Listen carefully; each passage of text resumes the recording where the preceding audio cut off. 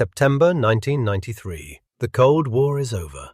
The world thinks peace has arrived, and Canada has convinced itself it is the world's peacekeeper, the guardian in the blue helmet, the soldier who hands out food, who stands between warring factions like a referee at a schoolyard fight. It's a powerful myth, and it's about to collapse. Croatia, 1993. The former Yugoslavia is bleeding out. 3 years into one of Europe's most savage post-World War II conflicts, entire villages are being erased, not by armies in the traditional sense, but by campaigns of ethnic cleansing. Serb against Croat, neighbor against neighbor. The language of war is replaced by something colder: elimination. Into this horror, the United Nations deploys UNPROFOR, the UN Protection Force.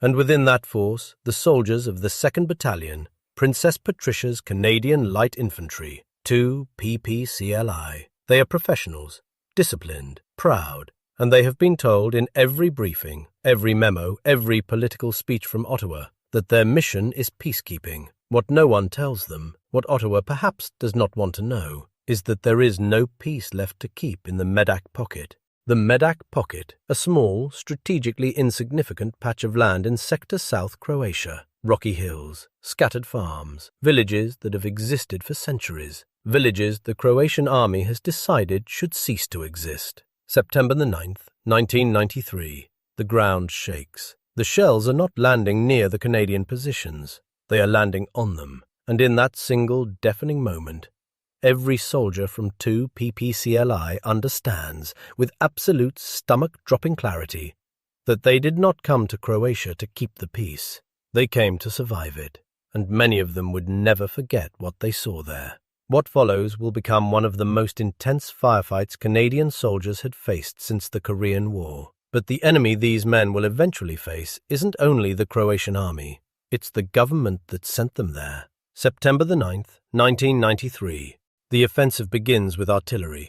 The Croatian army launches what it calls Operation Medak Pocket. On paper, it is a military offensive to reclaim territory from Serb forces in the Krajina region. In reality, it is something far darker, a systematic sweep designed to erase every Serbian village in that valley, every home, every civilian, every trace of a people. Operation Medak Pocket ran from 9th to 17th of September 1993. Standing directly in their path, roughly 900 Canadian soldiers from 2 PPCLI, under the command of Lieutenant Colonel Jim Calvin. Calvin is not a man given to panic, and his soldiers are not men given to retreat. But what they are facing on that morning is not a skirmish.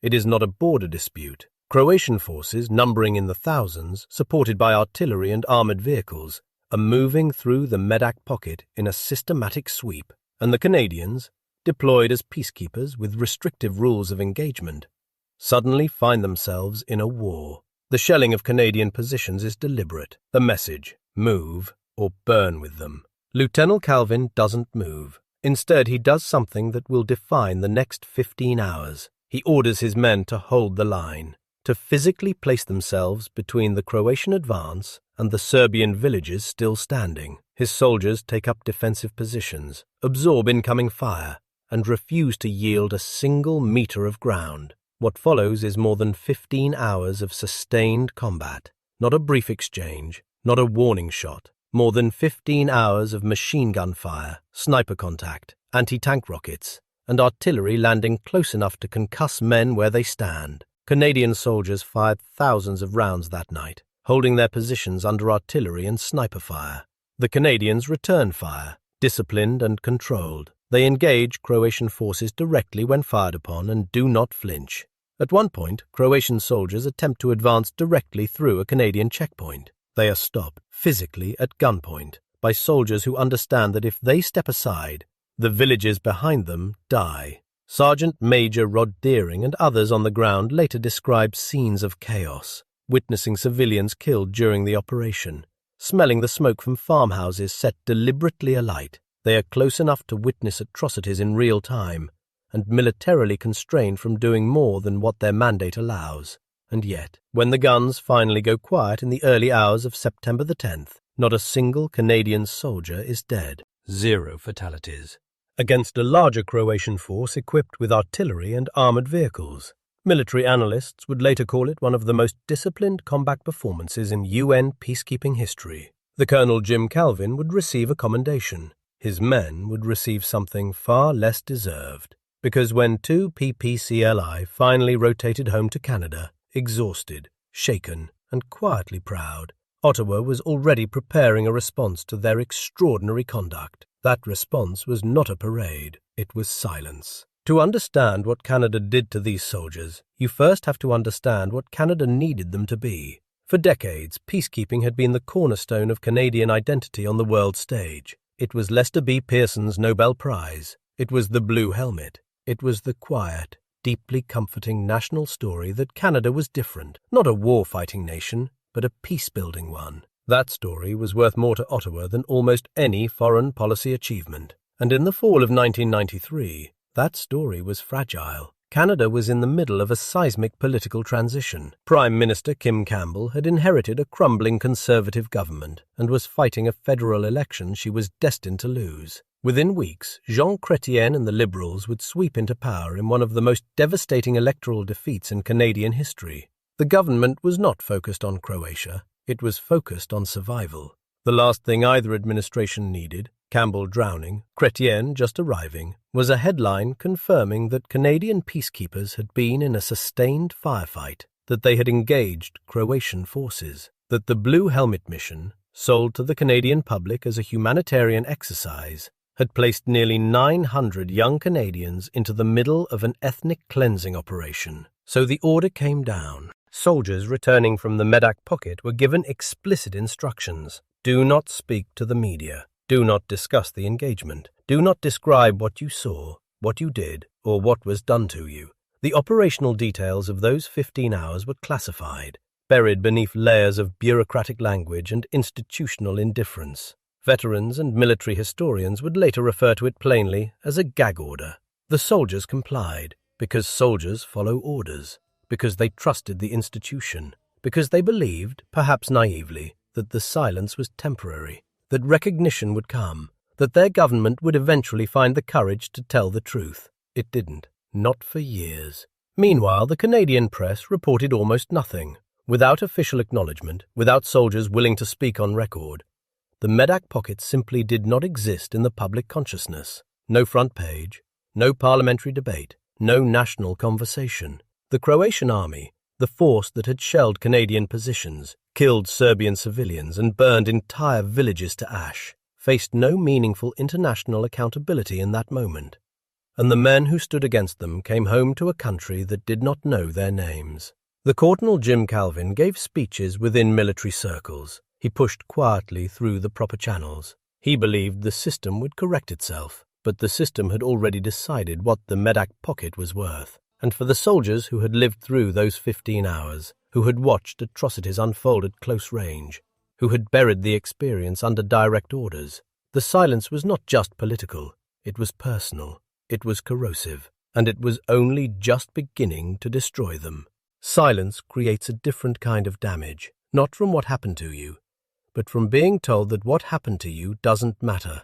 The soldiers of 2 PPCLI came home carrying 2 separate weights. The first was the combat itself, the images burned into memory that no amount of time fully extinguishes, the smell of burning homes, the bodies, the sound of artillery close enough to feel in your chest, the sight of civilians dying within shouting distance while military mandate dictated the precise limit of your intervention. The second weight was the silence imposed on top of all of it. In 1993, the Canadian Forces had no serious, institutionalized framework for processing combat-related psychological trauma. Post-traumatic stress disorder was acknowledged in clinical literature, but within the military culture of that era, it remained largely unspoken, a weakness to be managed privately, not a wound to be treated professionally.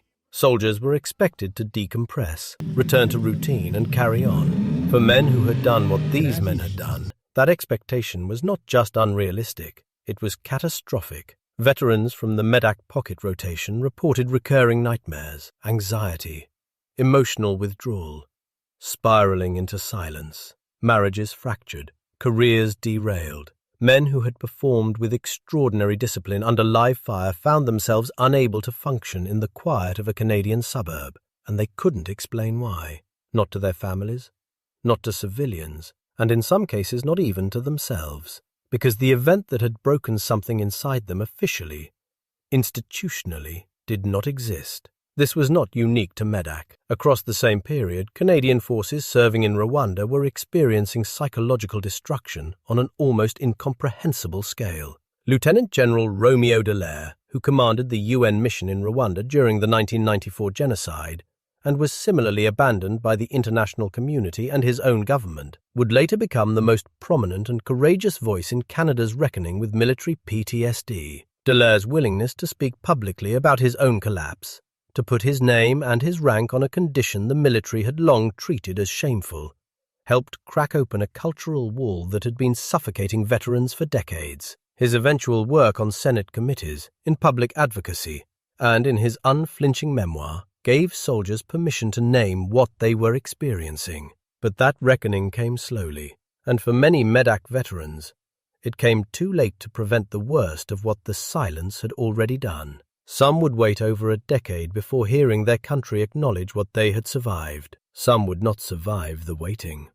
The question that hung over all of it, the question that families asked, that veterans asked in the dark, was whether the truth would ever be spoken aloud at a national level, whether the men who held the line in a forgotten Croatian valley would die as strangers in their own country's history, or whether somehow someone would finally say their names.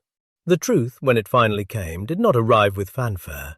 It arrived quietly, incrementally, the way justice often does when institutions are forced to confront their own failures. In 2002, nearly a decade after those 15 hours in the Croatian hills, the soldiers of 2 PPCLI were awarded the Commander-in-Chief Unit Commendation, the highest unit-level honor the Canadian forces can bestow.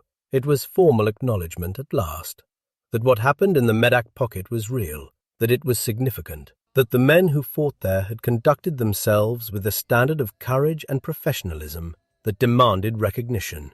For some veterans, it was enough, a vindication they had stopped believing would come. For others, it was a document arriving 10 years too late, handed to men already hollowed out by a silence their own government had enforced. Lieutenant Colonel Jim Calvin, who had commanded those soldiers with remarkable composure under impossible conditions, lived to see his battalion honored. He had never stopped believing the truth would surface. That persistence, quiet, stubborn, dignified, is perhaps the most Canadian thing about this entire story. Journalists, historians, and documentary filmmakers eventually filled in what Ottawa had refused to say. The Medak Pocket entered the public record. Books were written. Interviews were given. The gag order, unable to hold forever against the weight of lived experience, finally broke. But here is what stays with you, long after the dates and unit designations fade. 900 soldiers stood in a valley that the world had forgotten and refused to move. They absorbed fire. They witnessed horrors that will never fully leave them.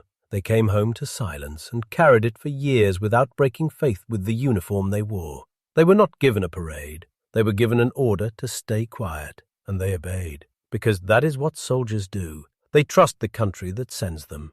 The least we can do is make sure that country remembers. If your father, your grandfather, your uncle, anyone in your family served in a mission that history overlooked, write their name in the comments below. This channel exists, so those stories are never buried again. If this documentary moved you, share it. One share reaches someone who has never heard of the Medak Pocket, and every person who learns this story is one less person who forgets it. Subscribe to Canadian Legacy, because the soldiers who defended this country in silence deserve a country that finally speaks up for them.